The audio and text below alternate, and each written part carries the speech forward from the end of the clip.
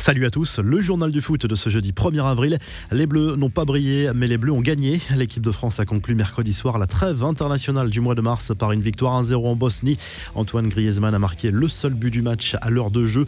Grâce à ce succès, les Bleus confortent leur place de leader dans leur groupe des éliminatoires de la Coupe du Monde 2022 avec 7 points en 3 matchs. Les champions du monde peuvent désormais se tourner vers l'Euro. La sensation de ces éliminatoires vient de la victoire de la Macédoine du Nord en Allemagne.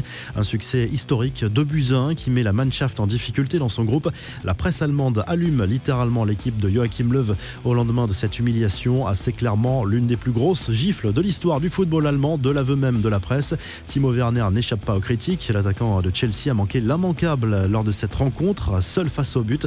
Werner a carrément raté le ballon, ne faisant que l'effleurer du gauche pour l'envoyer derrière la ligne de but. Dans les autres matchs, victoire de l'Espagne 3-1 face au Kosovo, de l'Italie 2-0 en Lituanie, du Danemark 4-0 en Autriche ou encore de l'Angleterre 2-1 contre la Pologne.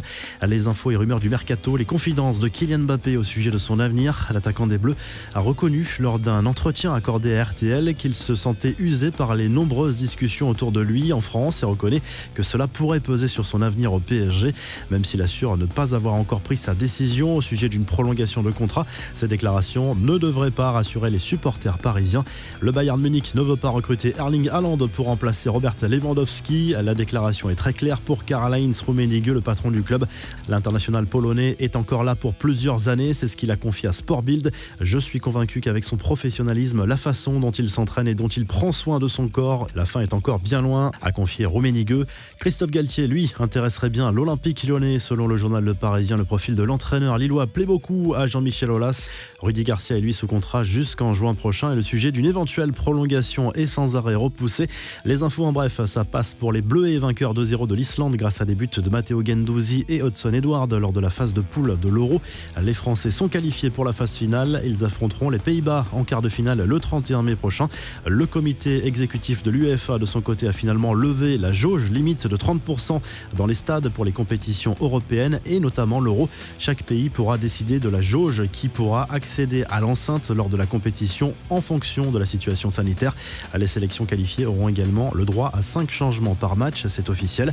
Déjà actionnaire minoritaire de Liverpool depuis plusieurs années, LeBron James, star de la NBA et des Los Angeles Lakers, a augmenté sa participation dans le club anglais. Il possédait déjà 2% du club. Aucune information n'a été communiquée quant à la hauteur de sa nouvelle participation. Un fonds d'investissement, notamment propriétaire de Toulouse, va injecter 750 millions de dollars pour permettre à Liverpool d'amortir les pertes financières. Mauro Icardi, lui, s'est fait allumer sur les réseaux sociaux après un post de très mauvais goût sur Instagram.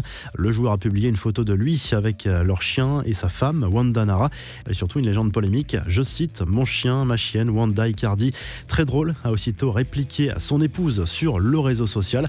La revue de presse, le journal L'équipe revient sur la victoire des Bleus, 1-0 mercredi soir en Bosnie-Herzégovine. Avec 7 points au compteur, les champions du monde sont bien partis pour se qualifier pour le mondial 2022. Le quotidien sportif évoque également le forfait de Marco Verratti avec le PSG pour le choc face à Lille ce week-end. En Espagne, le journal Sport salue de son côté la victoire de la Roja contre le Kosovo, 3-1 dans le cadre des éliminatoires de la prochaine Coupe du Monde. Toujours, les Espagnols prennent provisoirement la tête de leur groupe devant la Suède qui compte un match en moins. En Italie, Tuttosport évoque le prochain mercato de la Juve et nous apprend que les dirigeants turinois ont l'intention de recruter 3 joueurs lyonnais cet été, à savoir Memphis Depay, Oussem Aouar et Ryan Cherki.